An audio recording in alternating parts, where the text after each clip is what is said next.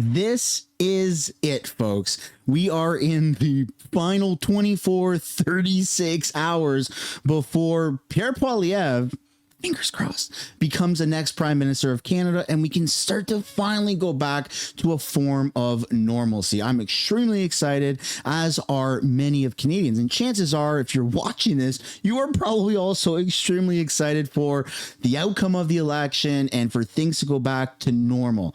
And that's what we're going to be taking a look at today. Pierre Poilievre delivers his final speech at a rally, and it is absolutely astonishing. I mean, people are just so motivated for change, and I'm extremely excited for Pierre to get elected as our next prime minister.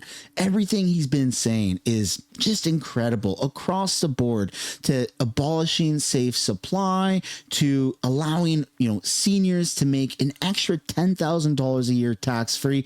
It is just incredible. It's almost like a beacon of hope. Maybe you've seen that in some titles, because I truly believe that. So thank you so much for clicking on this video. I hope you're ready for this, because it's going to be awesome. Like I said, welcome back to the channel. Welcome back to another video, everybody. Before we get into it, I do want to encourage you all to smash the like button if you can, and please subscribe to the channel. It does really help grow. And previously, if maybe you haven't seen it, maybe you have, I did share a video from a piece of a live stream that I had done at Pierre Poilievre's rally in Nanaimo about helping a woman named Pam, who's a veteran, who her business got completely wiped out, I believe during COVID type of stuff, and she doesn't have a car. So I've started a GoFundMe for her, because her car has been basically just rotten away. There's problems with it in her driveway. She can't get around, and the results have been astounding. So I'm going to show you where we're at right now.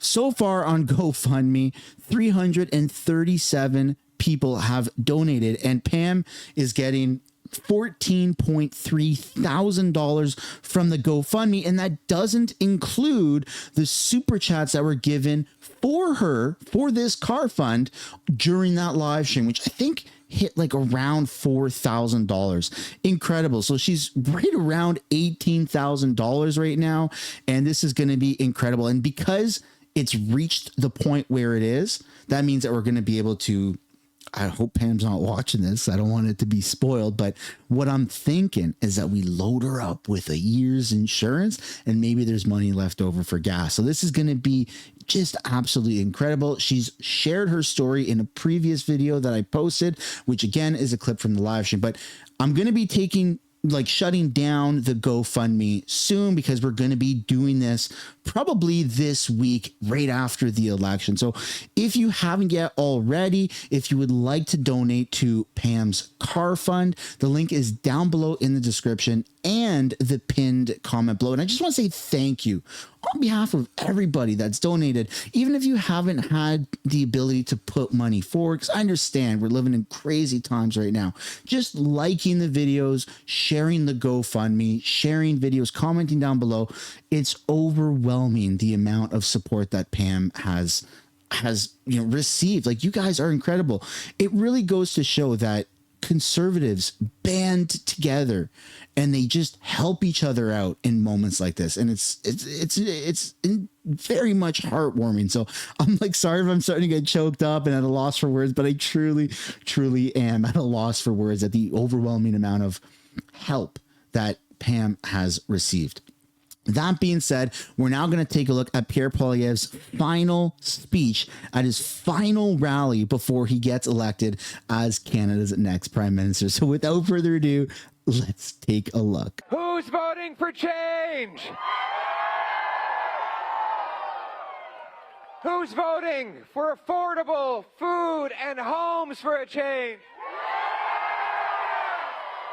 Who's voting for safe streets for a change? And who's voting to bring home Canada's promise for a change? Wow, what an incredible crowd. It's great to be back here near our home in Greeley. There's so many familiar faces. Anybody here from Greeley? You know, this is the night before the election. How many of you voted already? And how many are going to drag out friends and neighbors to go and vote for change tomorrow? It reminds me of one election. It was very, very close, and it was the night before. And actually, no, it was the night of, sorry. And it was around 15 minutes before the polls were closed. And we were out knocking on the doors of our supporters, begging them to get out and cast their ballots. We got to the house of this very elderly woman. And I said, can we count on you to get out and vote? You've got 15 minutes left. She said, no. I said, why not? She said, we're too old. We can't get out anymore. I said, we'll drive you. She said, well, we can't even make it to the car. I said, well, we'll carry you. She said, I'm very sorry, but I'm gonna call it a night. She closed the door. So I walked out into the street, and I said, you know, there's about 10 minutes left. There's no other person I'm going to be able to convince to get out to vote. I'm going to go give it another shot. So I went back to her door, and I pleaded, and she said, oh, all right. And so we went in, we helped her husband down the stairs, we got to the door, and we were about to walk out. She said, do I need anything? I said, well, you need some ID. She said, well, my husband hasn't been driving for 10 years. He's got no ID. So she had to go and scrounge up a bill. And so we brought them out. We got them to the car. There wasn't room enough for the two of us volunteers to jump in with the driver. So we stayed behind where they tore off to the polling station to try and make it just before the polls closed. Sure enough, it started to rain. And where we were in the pouring rain, a few moments later, they came back. And I went to our volunteer driver and said, did you make it on time? He said, we made it 1 minute before. And they closed early. So I banged on the door and they opened it up and I said, you have to let them vote. So they went in and voted and they came back out and exercised their democratic right. And so we were helping them back into the house, and just as they were about to go in the door, I took the lady by the hand and I said, thank you, thank you, thank you for what you did. I know it wasn't easy. And she said, and who are you again? So I have no idea if she voted for me, but she voted for someone. The point of the story is get out and vote. Vote for change. Vote for a brighter future. Vote for your kids. This is the future of our country we're voting on. There are so many people across the country that have vested their hope in this campaign. People who feel like they're just hanging on by a thread. Families who believe they're on a treadmill that goes faster and faster. They run further and further, but they never actually move forward, and often they feel they're falling further and further behind.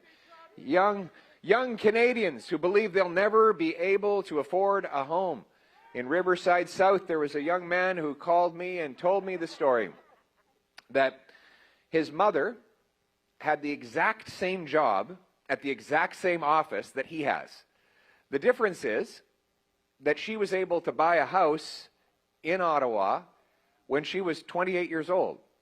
And now this gentleman is coming on to his 30s and he has no hope, so he's still living with his mom. He couldn't even imagine buying the same home that she was able to buy doing the same job. And we have countless people who feel no longer safe in their streets. They go to bed worried their car might not be there when they wake up in the morning. They worry about their kids. They've cut back on their diets. They're living paycheck to paycheck. The small business people that have no idea how they're going to make payroll in a few weeks because their tax bill, their gas bill, their heat bill keeps on rising. And the windows got smashed the other day. These are the stories that people tell us every day. But you know something? I have hope because we can turn this around. We have in our grasp, at our fingertips, the ability to choose change and chart a new and better course for our country. And that is the choice. After the lost Liberal decade of rising costs and crime, we can't afford a fourth Liberal term. We need a new Conservative government that will axe taxes, build homes, unleash our resources, and bring home the Canadian promise. I know all of our candidates have been introduced already today, and I have some terrible news for them. Their summer vacation is canceled. We're going to be tomorrow. We're going to be kicking off 100 days of change, and it involves passing 3 sweeping change bills. It's going to be the Affordability for a Change Act, the Bring Home Our Jobs for a Change Act, the Safe Streets for a Change Act, And we will keep Parliament open all summer long until every single one of these bills is passed for a change.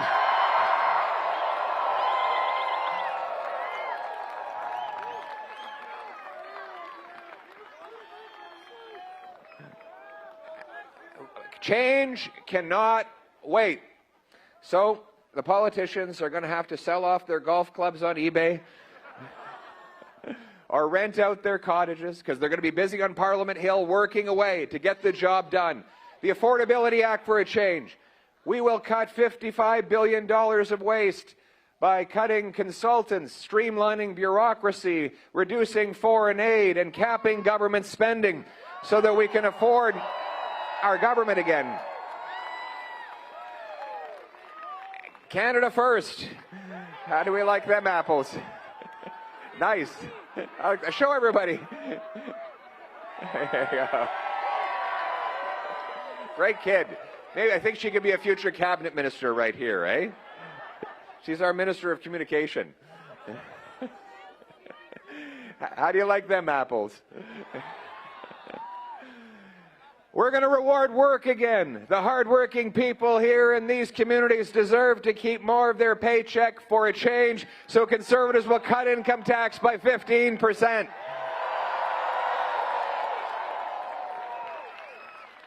We'll get rid of the electric vehicle mandate to save you money on your car and put you back in the driver's seat for a change. We're going to get rid of the capital gains tax when you reinvest your money here in Canada for a change. And then there's the carbon tax. It's still the law of the land.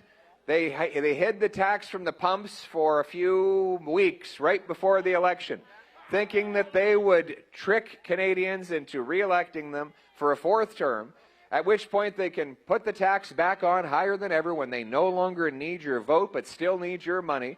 They want to raise that tax on steel, driving our industry south of the border. My friends, I am the only leader who has consistently opposed this carbon tax, and as Prime Minister, within the first 100 days, I will pass a law to axe the tax for everything, for real, for good, for a change.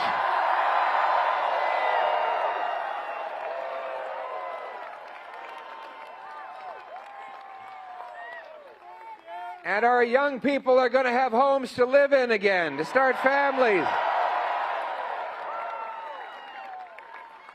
You know, it was only 13 years ago my wife bought her home in Orleans. What was it? What did you pay for that again? $230,000. 2012. How many bedrooms? 2 bedrooms. This was before me. I can't take any credit for this. She got this on her own. And you were young. You were basically well, back then you were basically a teenager, I mean, right? She was 25 years old. She could buy a beautiful home in Orleans. And that's not with help from family. That's with the hard work that she did herself. That was the norm. In their 20s, young people used to be able to buy a nice place to live. And that meant that they could start their lives and build families and in wonderful places like Barrhaven and Greeley and Riverside South. But now, those homes are too expensive, and many of our young people feel shut out. The biggest single expense that goes into a new home today is taxes and bureaucracy. A third goes to taxes, another roughly third goes to the delays, the permitting, the lawyers, the consultants. More money for a new home goes to bureaucracy, to bureaucrats, than goes to the carpenters, electricians, and plumbers that actually build the homes. This makes no sense, and we will lead the way to fix it. As part of our 100 days of action, Conservatives will axe the federal sales tax on new homes to save you up to $65,000 for a change. We'll incentivize our municipalities to speed up permits, free up land, and cut their development charges as well to bring $100,000 of taxes off of the homes. We will sell off unused federal land and buildings for 300,000 future homes to be built. And we will incentivize cities to permit 15% more homes, all of which will allow us to build 2.3 million homes over the next 5 years so you can get a start for a change. And we want We want to bring home powerful paychecks to those homes. We're going to unleash our economy, $500 billion of extra economic growth by repealing the anti-energy and development laws, C-69, the energy cap. We're going to rapidly approve pipelines, mines, LNG plants, data centers, and much more to bring home our paychecks to Canada and become more economically independent so we can stand on our own 2 feet and stand up to anyone who gets in our way for a change. And we want those paychecks to come home to safe neighborhoods. So we will stop the crime for a change. Right across. Is there any crime in Ottawa these days? Is it worse than it used to be? Yeah, a lot worse. Out of control. He says some of it happens on Parliament Hill, he says.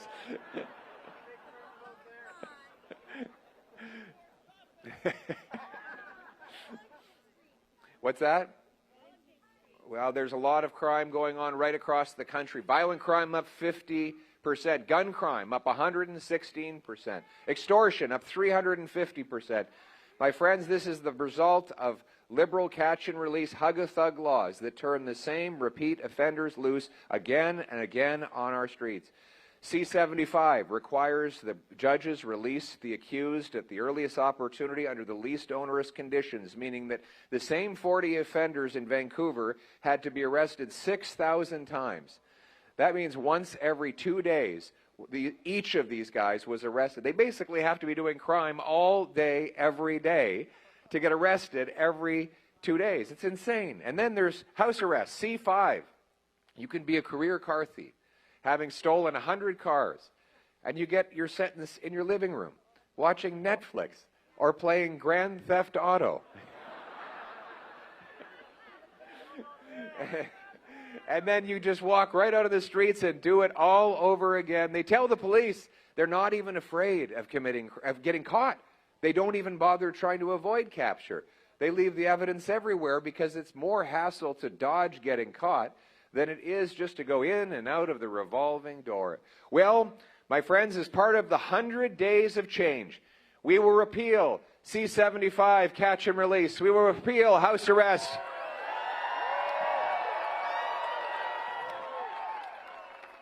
We'll repeal the Paul Bernardo get-out-of-jail-free card and make sure he stays in a max pen. We will pass the 3 strikes you're outlaw, 3 convictions, no more bail, no more parole, no more house arrest, no more probation. It will be jail, not bail, jail, not bail. Offenders will, if they want to ever get out of jail, will no longer have a statutory release. Those with multiple convictions will have to earn their way out of prison with perfect behavior, clean drug tests, and learning an employable skill to ensure that when they get out, they'll be contributing members of our society, not going on carrying on crime. That ends for a change. We're going to stand up for the law-abiding people right across the country. That means that we're going to secure our borders with 2,000 more border guards, more watchtowers along the frontier, scanners of shipping containers to intercept the drugs, guns, and stolen cars that come in and go out of our country. And we will pay for all of this by canceling the ridiculous multi-billion-dollar gun grab that targets law-abiding, trained and tested hunters and sport shooters. The hunters, the farmers, and Grandpa Joe, they're not the problems. Grandpa Joe and his hunting rifle are not what's shooting up our communities. It's illegal firearms. Speaking of our farmers, do we have any farmers here? Is Earl Stanley here? Earl Stanley? Earl's around here somewhere. Earl's from an old farming family. Earl's back there. He's busy. He's on his tractor right now? Right. You know, I think I came here when my early days in politics. I actually won the plowing match here. So this is a good omen that I'm back here again. I won the plowing match. I was briefly a farmer. I was outstanding in my field. And, but Earl, you're going to have to testify, in fact, that I won the plowing match. And that's a skill. You got to be able to plow in a straight line, go from one end to the other and get to the end. That's what it means in politics. We need more of the common sense of the farmers, the small business owners, the single moms, the seniors. A little bit of that common sense for a change might make the government run a lot better. And we're going to make sure that we as a nation are safe and secure. That requires we rebuild the great Canadian Armed Forces, our military, our troops. We will be building 4 massive Canadian-made icebreakers to take back our icy waters and prevent the Russians and Chinese from incursions in our territory. Canada is going to protect its sovereignty. We're going to rely on no other nation for that. We are going to be a nation that protects itself. We'll have new landing runways in the north. We will fill all the vacancies in the Army, Navy, and Air Force. We will get those Poseidon aircraft up in the sky, surveilling the waters to look down and make sure there are no foreign submarines in our territories. And we will build, I should say, the first Arctic base in Canada since the Cold War, CFB Iqaluit.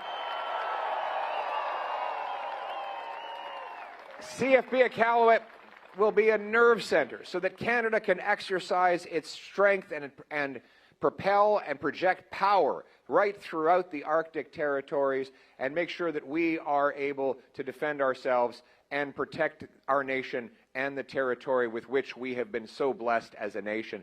We will be honoring our history, and most of all, we will restore the faith of our veterans by giving them the treatment and the honor that they deserve.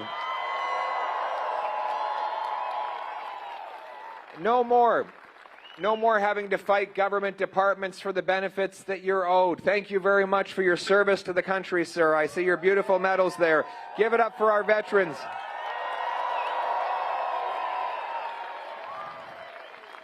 We will expand helmets to hard hats so the young veterans can go on making money in the trades, earning powerful paychecks, working in civilian jobs. The older veterans will get automatic assistance for the disabilities that they incurred as a result, directly or indirectly, of their service. And never again will we allow the bureaucracy to express to a young veteran who's wounded and suffering that the best way out is medical assistance in dying. We want people to live with dignity. We want our veterans to understand that we appreciate them. In fact, they are the symbol of everything that is great about our country. We will have a government that is grateful, not only for the heroes of the present, but the heroes of the past. Those people who built this country. If we can see over the horizon, it's because we stand on the shoulders of giants. We will no longer be tearing down statues. We will be building new statues.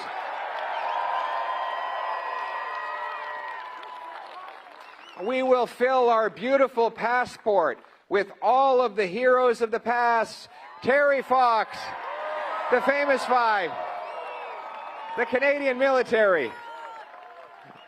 We will restore our freedom by repealing censorship laws so that you can speak your mind and express yourself. We'll put Canadians back in charge of their lives. We will have a government that is servant rather than master. That's what Prime Minister means. The word minister actually has its root in the word servant. The Prime Minister is the first servant of the country. And his job, and I would be honored to serve each and every one of you.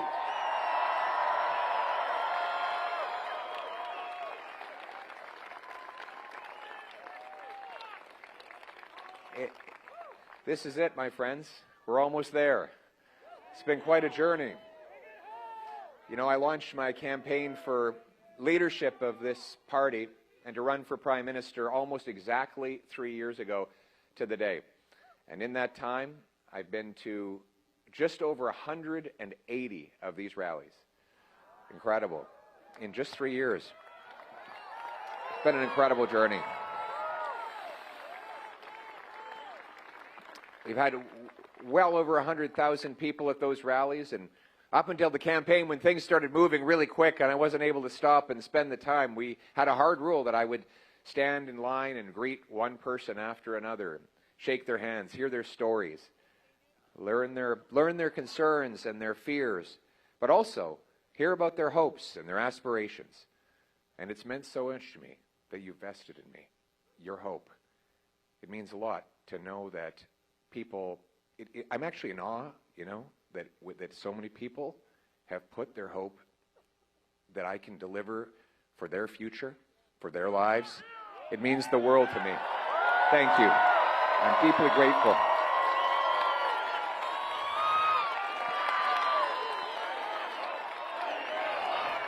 Thank you.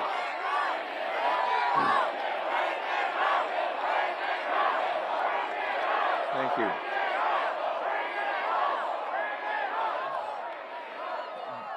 I want you to know that no matter what happens tomorrow, I will be there to fight for you, for your quality of life, for your future, for your hopes and aspirations, to bring home the Canadian promise that this country made and kept to my wife, Anna, and I. We both come from very humble beginnings.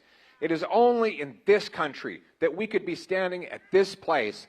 That's what makes Canada so special. It is a place where anyone from anywhere can achieve anything, where hard work gets you a great life in a safe neighborhood, in a beautiful, affordable house under a proud flag. And so I leave with a message of hope to that small businessman who's grinding away, wondering whether he's going to make it through another month. Have hope. Change is on the way. To the single mother whose fridge is empty, whose bank account is empty, whose stomach is empty, and worried that she might not be able to feed her kids tomorrow, have hope. Change is on the way for you too. To the seniors who still have their adult children living in the basement and want them to have a house so that there can be grandkids and a brighter future, have hope. Change is on the way for you too. For all of the people who no longer recognize the country but are anxious to bring home the nation that we knew and still love, have hope. Change is on the way. Ayons de l'espoir. Il va y avoir un vrai changement pour un bel avenir. La promesse du Canada que chacun qui travaille fort peut avoir une belle vie dans une belle maison abordable sur une rue sécuritaire. That is the promise of Canada. It is my life's work to restore and uphold that promise for you and for all Canadians. Tomorrow is the day. Vote for the Canadian promise. Vote for change. Let's bring it home. That, ladies and gentlemen, concludes the video. I hope you enjoyed it as much as I did. If you did, be sure to drop a like, subscribe to the channel if you haven't yet already. And again, the link for Pam's car fund to the GoFundMe is down below in the description or the pinned comment below. And I will see you all tomorrow for another video. Bye for now.